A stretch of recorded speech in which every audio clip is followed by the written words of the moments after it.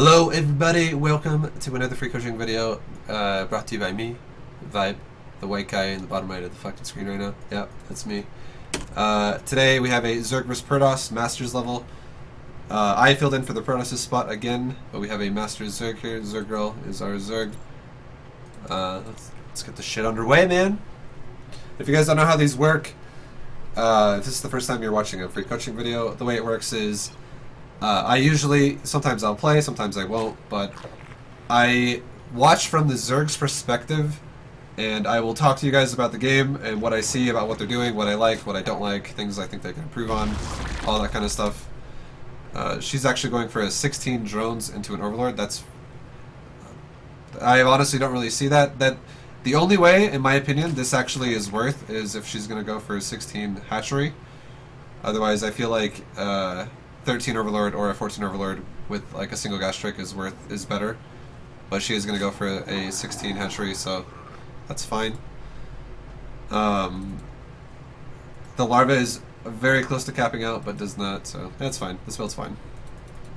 16 hatchery would be like, yeah, the only time I would ever say that is actually worth it to do what she just did, which is double gas trick at 14, make 2 more drones, and then make an Overlord after. It's fine. Against Protosses as well, a lot of times I actually like to go 3 hatch before pool, and it looks like that's what we're going to see. You can either go hatchery, pool, hatchery, or 3 hatch before pool. I'm totally down to go 3 hatch before pool, because the only build that really stops that is like a cannon rush or a like a proxied zealot all in or something. And if there was a proxied zealot, you would need to just like cancel your third and then just go from there. It's kind of hard to defend because your pool's so late, but you still can. With going 3 hatch before pool, I do recommend always your second Overlord doesn't follow your first. I always recommend the second Overlord goes towards the edge of the natural here and then goes up north, because if there is a proxy, you would die. Like, if you don't know what's coming at all, you'll have a higher chance of dying because you won't be making spines, you won't be preparing how you're supposed to. So yeah, I would always recommend sending the second Overlord up to look at where your third is, and then up beyond it, like up here, this for the common proxy spots. Other way, and then after you check the proxies, then you scout up to the Protoss's base and stuff like that. But either way, it's fine because there's no proxies this game. This gas is slightly early. The only reason why I would ever take this gas this early is if I planned on making a bunch of speedlings to deny the Protoss from taking a third base. It's the only reason why I would take it this early. Otherwise, if my plan is going to be to drone up and just make some lings for defense and not allow my Protoss opponent to like adept harass me, I will not take my gas honestly until about 2 minutes and 50 seconds. So she already has enough speed to she has enough gas to get Zergling speed right now, when I would honestly just be starting the extractor right now, because these adepts are not going to be coming into the base anytime soon. Like 1 or 2 can show up, but slow lings and queens can easily deny 1 or 2 adepts, no problem. What you really want speed for is when the adepts have that upgrade of the weapon speed, the attack speed upgrade, and also there's like maybe 7 of them or 8 of them. That's when you kind of want speed. But for like the single 1 or 2, you don't need it, in my opinion. So yeah, I would just take the gas a little bit later, which would allow her to utilize the drones, or the larva faster into drones, and also go up to 4 queens right away and get creep spread going out really quick. And possibly even take a 4th base, depending on what she sees. But so far what she has seen is actually, she saw a stalker kill her Overlord, and she saw 3 gates. That's good. You fucking always need to scout the Protoss. The one thing that I think is kind of needs to be done that isn't happening right now, though, is there should also always be a Zergling kind of just poking around. You really want to know if I'm taking a third or not, because even though I have 3 gates here, this could be a 3 gate into a third, or it could be 3 gates and like 4 more gates in my natural, and I could be all-inning you. And if you don't see a third, then the 4 gate in my natural, or like a Stargate or a Robo, or something else that very aggressive is more likely behind it. But if you scout the third, then you know there's no possibility of an all-in, it's just kind of a light pressure coming out of the Protoss. So now the lings are moving out. I like that. Actually catches an adept. That's really good. I like that the scouting is happening though. You always really want to keep tabs on what the Protoss is doing.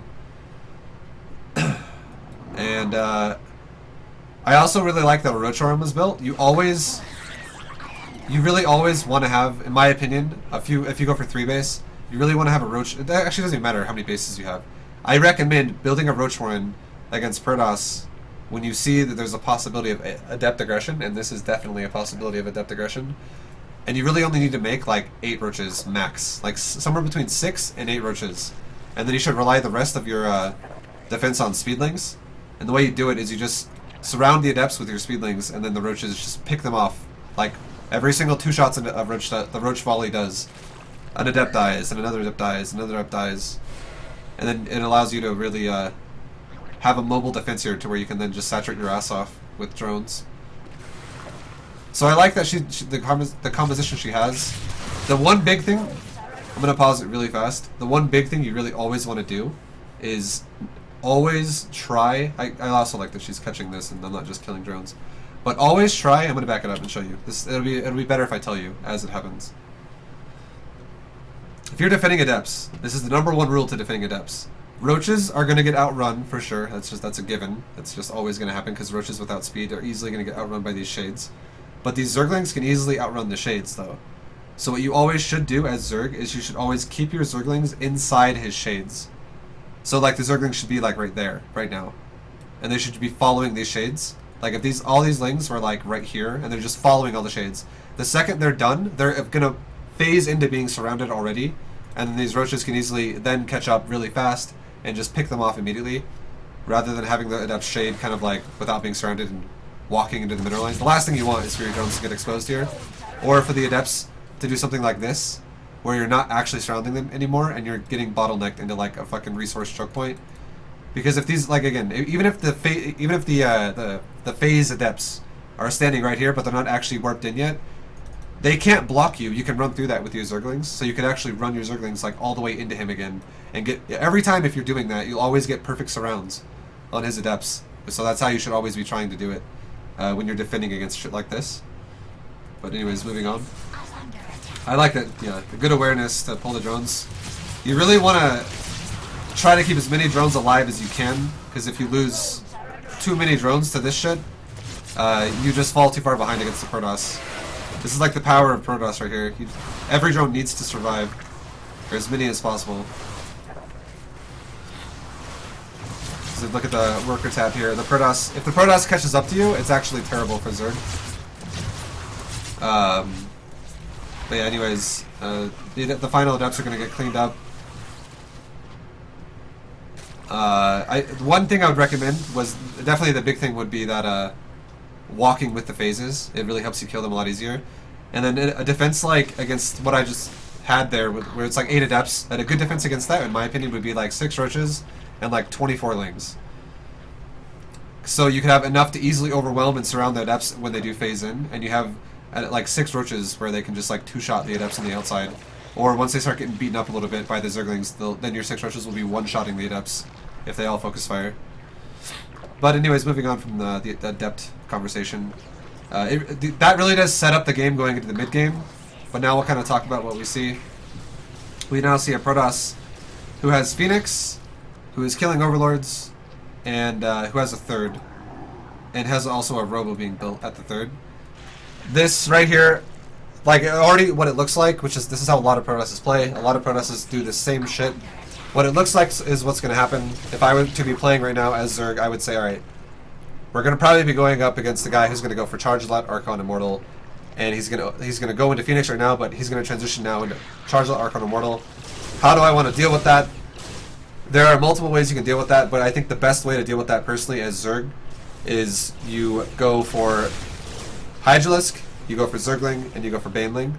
And the logic you have there is your Banelings kill a lot of the Zealots, like right away, and then your Hydraling kind of just overwhelm the expensive units, which is the Immortals and the Archons. Because Hydras are amazing against both of those units as long as they're not taking the damage.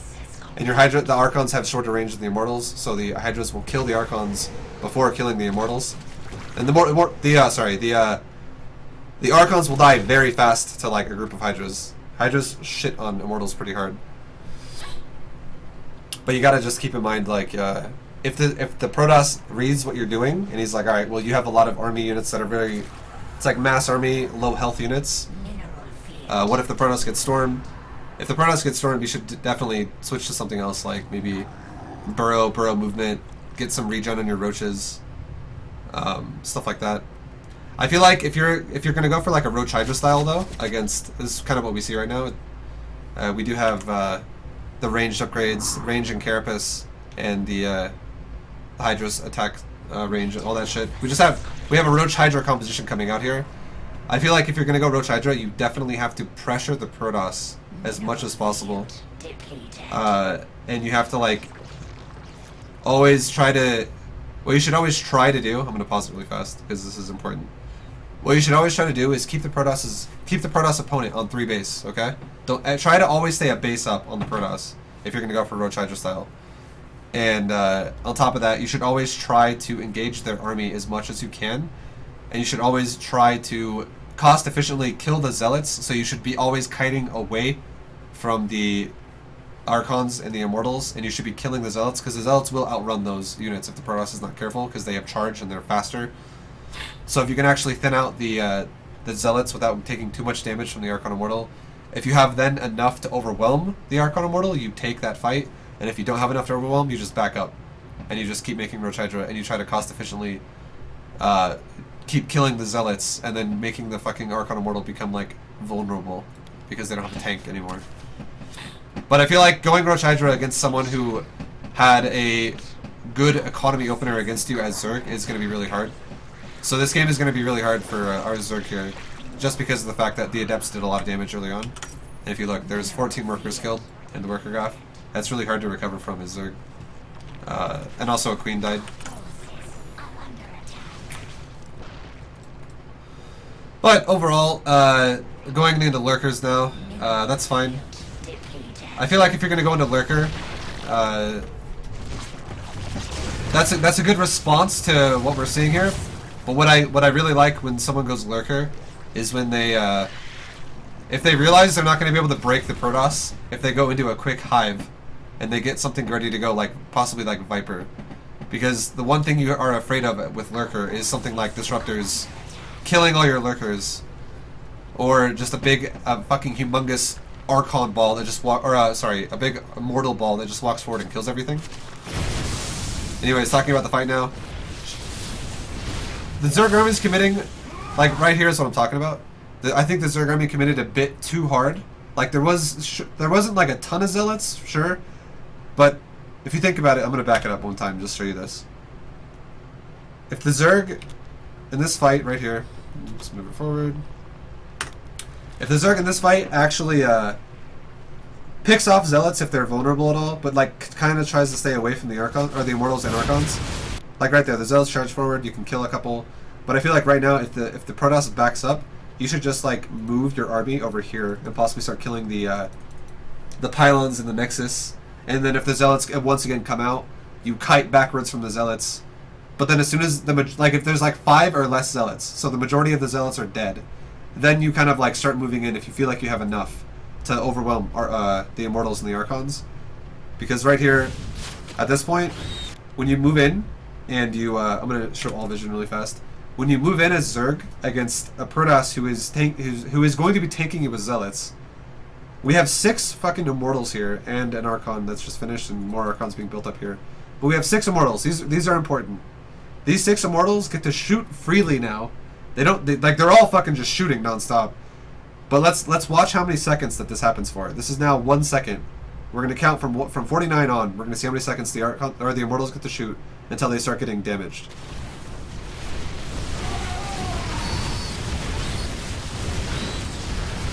Okay, now the Immortals are starting to take damage. The Zealots have now been cleaned up, but that's 6 seconds of time that Immortals were shooting for free, and the attack speed of an Immortal is about 1 shot per second. So that's fucking let's just estimate. Let's round it off here. Not actually go super fucking into specific nitpicky detail with the 0.04. We'll just say 1 shot per second for 6 Immortals, and that's 6 seconds. So that's 36 fucking Immortal shots that just went off in this fight right here to kill Zealots. And those, as Protoss, I don't give a shit about Zealots, in all honesty. They're just fucking like a sponge. They're like, go die, go die, and I want my Immortals and my Archons to stay alive. That's what I care about, not the fucking Zealots. But those Zealots, and the fact that they just died, that was like 10 Zealots that just died. Again, 36 immortal shots went off, and it only takes 3 shots to kill a fucking roach. Because an immortal does 55 damage to armored, and a roach has 145 health. So 3 shots kills a roach. And if you guys look at the supply here, I'm going to back it up one more time. Let's look at the army before this fight starts. Okay? This is how big the army is before the fight starts. It's almost 2 full pages. That's 24 plus 16, that's 40 units. This is 40 units in this attack, okay? Now let's look at it when by the time the zealots die.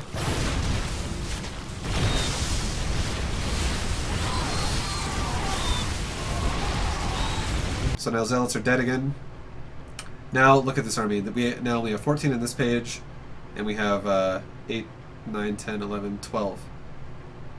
So we have, we just lost 10 units, or was it 10? 1, 2, 3, 4, 5, 6, 7, 8, 9, 10, 11, 12, 13, 14. Okay, we lost 14 units of Zerg. So the Protoss is definitely getting a better end of this trade. But anyways, the big picture here is these units, the Immortals and the Archons, are what you don't want to be just getting hit by for free.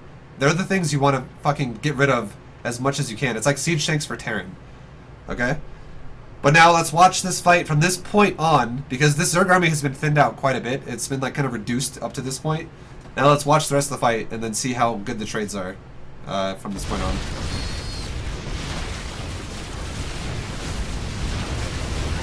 So we started this fight with 6 Immortals. We now have 4.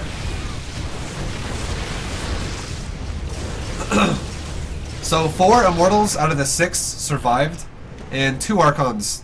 There was only 2 Archons in the fight. 2 Archons survived. The only thing that really died was the Stalker. The fucking Stalker was random though. It was just to kill Overlords early on. The Stalker died, and like 12 Zealots died for Protoss here, and a couple High Templars. There was like 2 High Templars that ran forward because the storm wasn't actually done. They were like almost had storm, but they ran in and died. But anyways, yeah. 4 out of the 6 Immortals survived. That's not good for Zerg. What you really want to have happen is you want to, again, kite Zealots away from the Immortals, get rid of the Zealots before. You don't want to allow the Protoss to tank you with his Zealots while all of his Archons are shooting you. You want to make him work for those trades in a different way. Like if you can, again, kite the Zealots, kill him, and then overwhelm, that's a perfect way to do it. But if the Protoss is really not allowing you to do that, you want to fucking zone him in certain ways. Like a better way to do it, in my opinion, would have been, since we have Lurkers coming up, would have been, alright, the Protoss is being fucking defensive, I'm gonna, like, you know, I'm being defensive as well. Neither one of us is really willing to commit our army into the other one, just, like, full on. Like, he's not throwing his Zealots away, whatever. I'll try and do some damage to his buildings. Let's say he's really good at microing and he's not allowing you to do that, you could just back up, and then once your Lurker Den is finished, make, like, 8 fucking Lurkers, or, like, 7 Lurkers or something, and then you could burrow your Lurkers within range just barely enough to kill this Nexus, and then you could have your Roach Hydra in front of it, and you could start, like, you know, every time the Protoss commits into you, now he's running into fucking Lurkers. So you have something now with a Roach Hydra Lurker style that's going to absorb the Zealots way better than just getting smashed by Immortals while you're doing it. But yeah, if you ever take a fight against Protoss and they retain the majority of these expensive units, you are already losing the game. So moving on, we'll speed it up now a little bit. Now go back to the Zerg's perspective. We have a Hive. I do like the Hive a lot. It's very good. We also have a emphasis on Roaches. This is kind of scary. It's good against Storm. It's amazing against Storm. But it's scary against the fact that there's a lot of Immortals. These Roaches are not going to live very long against an Immortal army. So again, if you're going to go for Roach Hydra Lurker, you do need to have an emphasis, like put an emphasis on something like maybe even take a 4th, make like 10 Lurkers at it, and make like 5 Spine Crawlers to tank your damage. Like, just to absorb some damage. So, like, his Zealots run into Spines, your Lurkers AoE his Zealots on the Spines. And then, let's say the Zealots all die, and now it's just Archons and Immortals running into Lurker Roach Hydra. Something like that. That's how I would probably go about it from here. You gotta try and do something cost-efficient. I do like the fact that there's a Spire. I'm gonna pause it really fast again, sorry. There's 2 options you have as Zerg, okay? If you go Hive, and you're going for, like, a Roach Hydra style. One option is you go into Hive and you make Vipers, and those Vipers are designed to abduct his fucking units, like the Archons and Immortals. Those are the main 2 units you want to be abducting. And if you thin out the Immortal count with like 5 abducts, and let's say 5 Immortals just disappear out of this army, well, there's only fucking 6 in this push. If 5 of them got abducted and all got picked off, well, this push is a lot less scary then at that point. And now, so that's one way you can go about it, but it's kind of scary at the same time if you see your Protoss opponent favors using High Templar, because if the Protoss feedbacks your Viper, you're kind of fucked. Like, it's not good news for the Zerg if that happens. Now, the other way you can go about doing it is you can go for a Spire, and you can go into something like Broodlords. That is also very viable. But if that's going to be your game plan, is to go into Viper, or sorry, is going to be like to go into Broodlord, what I would always recommend you do is the second you start the Hive, you also start the Spire, because both a Hive and a Spire have a 71-second build time. It used to be 100, but they changed the seconds in Legacy of the Void, so I had to kind of look at it because I didn't know the exact number. But I do know that the Spire and the Hive have the exact same build time, so if you start both of them at the same time, the second your Hive finishes, you can start a Greater Spire, and it would give you optimal Broodlords if you want to go for Broods. If this was going to be something like Mutas, the one thing I would always recommend you do if you're going to go Mutas is you take a Spire actually kind of early, and you start upgrading weapon damage, like really early on. Like basically when you start your fucking Evo Chamber upgrades, you're also starting a weapon upgrade. You don't have to go into fucking Muta right away, but you can go into Muta like later on when you have like level 2 weapon Mutas, and you can do like a fucking big swap. This obviously does not look like it's going to be Mutas because there's been no gas bank reserved.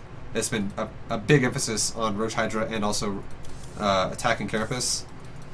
So yeah, it's not really going to be for Muta. This looks like it's going to be for Broodlords.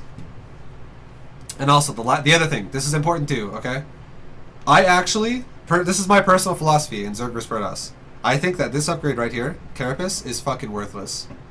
I think this upgrade does absolutely nothing for you, and I would rather honestly get melee and attack. I would get melee attack and ranged attack, and then I would also get Adrenal Glands when I'm Hive. And this allows me to do things like do run-bys against Protoss and kill probes and shit really quickly. Because if you look at this, think about it like this, guys. This is how I view Zerg vs Protoss. If you are going to be fighting against Zealots, that's the only time Carapace actually plays a role in affecting your units very much at all, because it makes the Zealots do significantly less damage, because Zealots do kind of a low amount of damage. They do 9 times 2. This is with one weapon upgrade. Normally they do 8 times 2 by like stock default. But a Carapace upgrade will make a big difference in that, especially if you're going for like a Ling-based style. It makes it to where if you have equal upgrades in Carapace to a Protoss' weapon attack, it makes it to where Zealots don't have to 3-shot your Zerglings instead of 2-shot. But these Zealots, if you're ever getting a situation where you're going to just tank the Zealots and fight the Protoss' army, you've already kind of lost the game. This kind of harkens back to what I just said a minute ago with, you always have to fucking kite Zealots, or get rid of them very quickly in one way or another with AoE, be it Banelings, Lurkers, or you kite them. You have to do something like that, because if you just fight the Zealots and the Archons behind it, you already have lost the game. Because a good Protoss player will always overwhelm your army if you let his Archons and his Immortals just shoot you for too long. Now, the other thing is these Carapace upgrades, they increase the armor of these Roaches by 2 for 1 Carapace so far, and they increase the armor of the Hydras by 1. So the reason why Roaches have more is because they start with 1 armor, so they always have 1 armor. But let's look at how much damage an Immortal does once again. It does 55 fucking damage. Now, whether or not there's a Carapace upgrade on this Roach or not, it's going to get 3-shot. And then, on top of everything else, every Protoss player always favors their weapon upgrade all the fucking time, and it also gets chrono boosted. So, 9 times out of 10, you're not going to have a superior upgrade number. Like, it's not going to be like you have level 3 Carapace and the Protoss has level 2 weapons. It's almost always going to be the Protoss has level 3 weapons before you have level 3 Carapace. So, at best, you might be able to match their upgrade, but usually you're either going to be 1 down or matching. Yeah, that's how it's usually going to go. So if you're matching an upgrade with a Protoss in terms of weapons to armor, his weapon upgrade is always, no matter what, always going to 3-shot your Roaches. And as soon as he has level 2 weapons on his Immortals, no matter what, even if you have level 3 Carapace and the Protoss only has level 2 weapons, Immortals still 3-shot Roaches. Basically, the bottom line is Roaches are going to get 3-shot by Immortals. Now let's look at Archons. Archons do, right now with 1 weapon upgrade, they do 39 damage, and they go all the way up to 47. Now an Archon is going to fucking 4-shot your Roaches, no matter what. No matter how many Carapace upgrades you have, your Roaches are going to get 4-shot. So 3 shots for an Immortal, 4 shots for an Archon. Level 1, 2, 3 Carapace, don't fucking change that.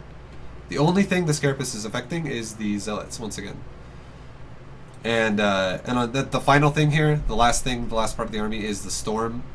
Storm there is no benefit to having armor upgrades against Psionic Storm. It does the same damage regardless. Armor doesn't reduce the damage of the spell. So yeah, Carapace, in my opinion, against Protoss is fucking worthless, especially if they play for this kind of a playstyle. And let's also talk about let's go away from the roaches for a second. Let's say we had Zerglings. Archons will always one-shot Zerglings, and they also do splash damage. So you gotta be very careful about that. Doesn't matter how many Carapace upgrades you have, Archons will one-shot your Zerglings. Now let's look at Hydralisk. Also, by the way, no matter how many upgrades you have, once again, Immortals always two-shot your Zerglings. Archons and Immortals are the big fucking units that do the damage in this army, and their damage and amount of shots to kill your units don't really change depending on how many upgrades you have. I actually do two Evo Chambers against Protoss, but I get melee and attack. Melee and range attack. I don't do Carapace. So now, the final thing here, the final piece of the puzzle, we have a Hydralisk. A Hydralisk has 80 hit points. An Immortal, and it's also not armored. So it takes a little bit longer for an Immortal to kill that. But an Immortal does 20 fucking damage by default. And once again, which means 4 shots to kill a Hydra. And that's if you don't include regen. But that's assuming also it's not going to just be every Immortal's shooting a Hydra 4 times. There's probably going to be some Zealot damage or some Archon damage or some Storm damage. Random shit. But generally speaking, it takes 4 shots, regardless of upgrades, for an Immortal to kill a Hydra. Okay? And now, on the same token, it takes... as soon as an Archon has level 2 weapons, or beyond that, it's only going to take, regardless of armor upgrades again, 2 shots to kill a fucking Hydra with an Archon. So, the big the big point I'm making is, gas investment, the Carapace upgrade is actually more expensive than the melee upgrade, and also, like, the range upgrade and the melee upgrade are identical in price. They're cheap. The Carapace upgrade is more expensive than both of those other upgrades individually, because it goes like this: 100, 150, 200 for melee and ranged attack. It goes 150, 175? No, 150, 200, 250? Fuck, I can't remember now. I can't fucking remember. Is it I think it's 150, 250, 300? I'm fucking crazy. I can't remember. No, sorry, it's 75, it's plus 70, okay, I don't know why I'm fucking making this so confusing. It's plus 75 per upgrade. It goes 150, 225, 300. Okay, sorry, I'm fucking sorry. I don't know why it took me so long. I don't know what I was thinking about. But it's so it's just more overall, okay? It's more expensive to get Carapace than it is to get melee and range attack. It's every single upgrade beyond level 1, it adds an additional 50 resource cost, 50 minerals and 50 gas cost to each melee and range attack, and for the Carapace it adds 75. So it's more expensive overall. And then yeah, so I feel like Carapace that money could be invested into better upgrade, and also you could have that resource, a little bit of resource freed up for something else more important, like more Hydras earlier on. And trust me, those fucking resources are actually important when you're like on low economy as well. Like if you're fucking making these double evos when you're at like 50 supply or something like that, it does have an impact on how much it affects your economy. So anyways, resuming the game, we talked about all these points. There's a lot of information thrown at you guys. Let's now watch the rest of this game. This is kind of a culmination of everything together, be it the Adepts doing a little bit of damage early on, setting the Zerg back a little bit, and also the Zerg taking a fight against Zealots while the Archons just kind of pounded down the Roaches. Now we're going to watch the final fight here.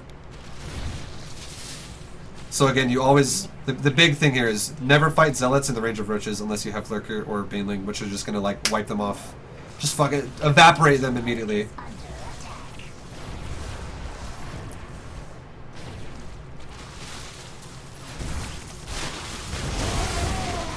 We got Storm and Archon. This is just like brutal for the Zerg to deal with. The entire army of Zerg just disappears. Against this exact composition, where it has Archon, Storm, Immortal, what you honestly need to have, you need to have one of two things as Zerg. You have 2 options. Option number 1 is a bit harder, but it is like a roach-based style. What you can do is you can have roaches with burrow and burrow movement, and you can fucking, you know, like kite the zealot. You can like let the zealots come into you, and then you kite backwards while the immortals are like struggling to catch up, because roaches do run faster than immortals, so you can kite them. Like you can attack the zealots and back up, attack the zealots and back up, and you will avoid most of the damage of the immortals. That is one option, and then every time you take too much damage, and like let's say you're getting stormed and all that shit, you burrow, like you, yeah. I don't know why I'm, Jesus, talking is so hard for me right now for some reason. You burrow move, and you keep kiting away from the zealots and the archons and immortals and all that stuff, and then you up burrow after you've regenerated quite a bit, and you continuously kill the zealot wall, and then after you have worn down the zealot wall, you then again move in and try and pick off as many fucking immortals as you can, or archons or whatever. That's option one. That's not easy to do. That's actually hard. It takes a lot of fucking micro, and you cannot miss your macro at all. Because if you don't have constant flooding of roaches coming across the map, and you don't break the Protoss, the Protoss will just roll you over. Option two, that is a bit easier to deal with this exact army composition, is Broodlords. Like you have about, like, let's say 10 Broodlords. The Zealots, if they come into the Broodlords, they'll take damage, whatever, they'll die. Nothing can shoot air in this army except for Archons. And Archons don't have the best range. So what you can do against this army composition, we already had Lurkers, Lurker Tech out, and we did have a Spire building before the game ended. If you have Lurker and Broodlord, you can have like 5 Lurkers underneath like 10 Broodlords, which it is expensive, but it's a very easy army to execute at defending this. You just have the Broodlords zone him out, and if he commits into you and he just says, fuck it, I'm gonna charge into your fucking Broodlords, well, the Lurkers then just cleave out all the fucking meat in the army, all the Zealots right away, and then it becomes, if he continues to go forward, it'll become Archons and Immortals versus Broodlord and like Roach Hydra underneath it and Lurker, which is not good for Protoss. The Protoss will never take that fight. So the Protoss will then back off and be like, well, I gotta get something to do with the Broodlords now. Be it either one, Blink Stalkers, which are not the best idea, unless he's confident he can break you by killing your Lurkers right away and then blinking alone on your Broodlords and having like a superior economy. That's one option the Protoss can do. The second is the Protoss goes into Tempest or Void Rays or some type of air unit. It's probably going to be Tempest because Void Rays and Phoenix and all that shit get kind of owned by Viper and Hydra. So it would probably be Tempest, and then the game goes on to something completely different. Then the game kind of becomes like both players have a death ball, and it's like which player can harass the economy better, while the other death ball is like zoning out the death ball. All that kind of shit. It's more annoying for Zerg to deal with that army, in my opinion, because if there's like an Oracle getting Revelation on your army, there's really no effective way you can deal with the Tempest if the Protoss player is smart and has High Templars ready to feed back your Viper every time you try to come in range, and then he just keeps shooting your fucking Broodlords with Vision with Tempest. It's very annoying for Zerg to deal with that if you don't have a better economy. But that's another time. That's a totally different game. That's like evolution from what this game just was. That's like, fucking super in-game Zerg vs Protoss. But on this one, the biggest thing again was the kiting. You have to fucking kite Zealots or you die. And yeah, basically, I hope that was that's pretty much it, guys. That was a lot of information. I hope you guys learned something. If you guys enjoyed it, I'll see you guys in the next video. But for me, that does it for me for this one. Goodbye. I'm just gonna end it. Bye. See you.